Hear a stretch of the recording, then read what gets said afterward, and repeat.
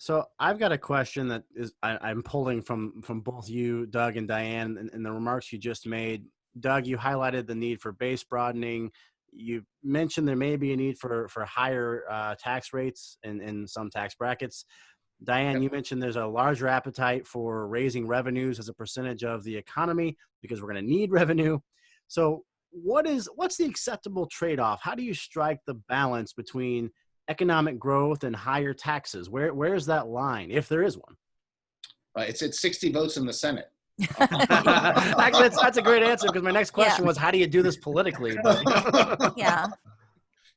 You know, you start with something that's quite pure, Diane, and I can write it up, and then you keep moving it until you got 60 in the Senate and you quit. Yeah, good, yes.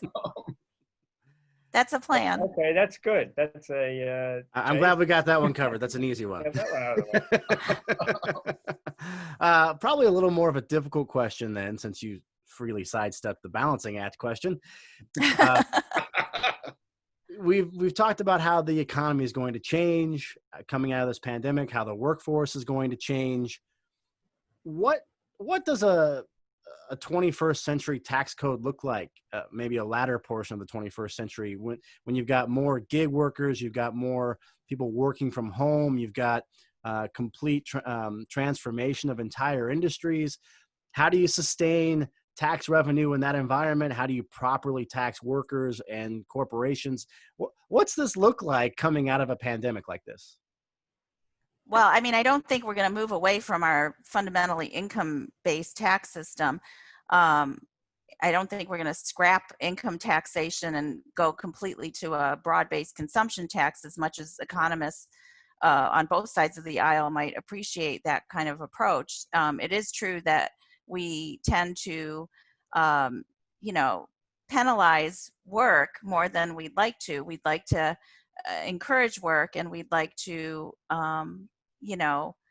tax, not subsidize consumption so much, So I think that one problem with our current program structure is that we rely on so much in the tax code that operates through the traditional employer-employee relationship.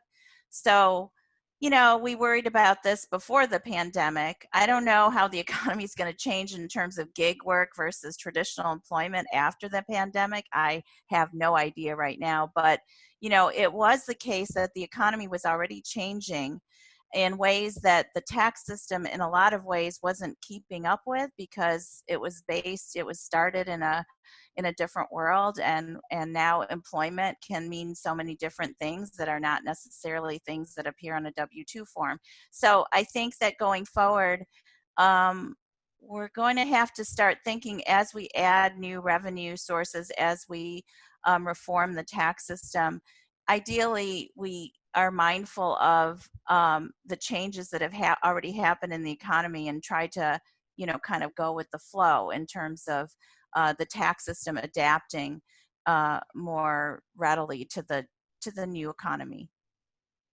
So I think there are two answers to that. And one answer is that the future is, in the end, all about innovation. We don't solve any of the major health, education, climate problems that face this nation and the globe without just radical innovation. So you want to make sure that whatever code you adopt preserves incentives for innovation and the ideas, and you can have a much more robust R&D credit, in my view, if you want to. Things like that are worth keeping an eye on.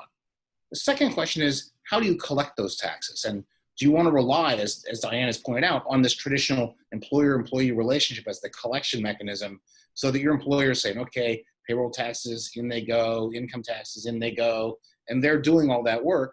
Or do you want to have a collection system that is more based on individuals and families, so that regardless of how they migrate through the economy, you're still collecting the tax revenue?